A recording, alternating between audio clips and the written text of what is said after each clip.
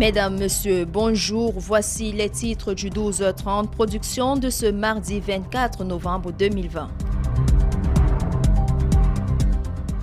Affaire casse communautaire des ECA, le site lourdement quadrillé par les forces de maintien de l'ordre ce matin. Objectif, empêcher la tenue d'un conseil d'administration illégal.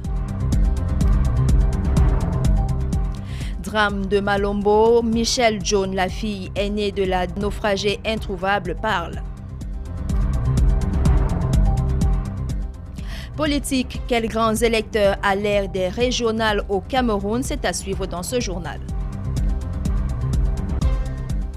Enfin, EDEA, les transporteurs boudent la nouvelle taxe à eux imposée. Les détails, c'est tout de suite.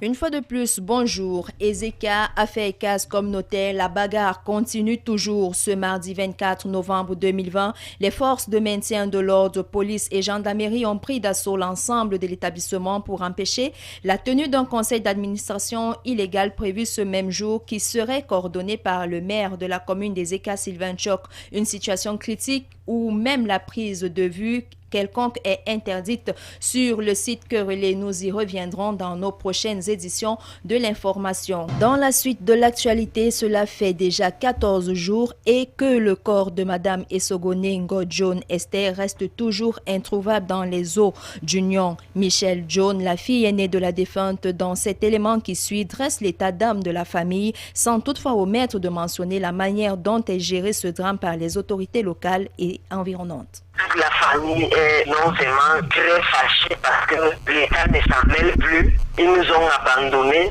les frères, les sœurs, tout le monde a été malade parce que la nouvelle est venue comme ça. Et jusqu'au jour d'aujourd'hui, personne ne nous a demandé exactement ce qui s'est passé. On a Yaoundé, personne n'est venu même présenter les condoléances. Personne n'en parle plus. Et ceux qui en parlent ont même les fausses informations. Parce que de temps en temps, les gens nous disent que ça passe à la télé, le nombre déjà qu'ils ont. Et ils disent qu'il y avait 8 personnes et il n'y a que les 2 là qui sont morts alors qu'il y avait 3 personnes.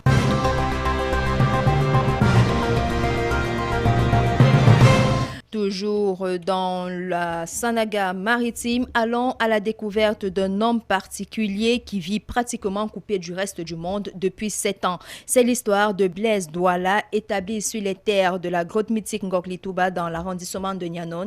Guillaume Dombolbey nous en dit plus. Mon nom, c'est le guerrier du Seigneur Jésus-Christ. Ça, c'est mon nom spirituel. Mais certains d'entre vous me connaissent sous le nom de Blaise Douala. Convaincu d'être investi d'une mission spéciale à lui confiée par Dieu, Blaise Douala vit à la grotte de Ngok-Litouba depuis 7 ans. L'idée, d'abord, je dois dire qu'elle ne vient pas de moi. L'idée est de Dieu. Mais j'adhère parce que je n'ai pas été contraint. Cela m'a été suggéré par Dieu 10 années avant. Et c'était en 2004. Dieu m'avait promis qu'il m'enverrait dans un désert parce qu'il veut me confier une responsabilité. Mais dans la condition sine qua non, c'est le passage dans le désert. Bon, j'avais pensé à l'époque que je serais dans le nord parce que je ne savais pas qu'il y avait des déserts en Sanaga maritime.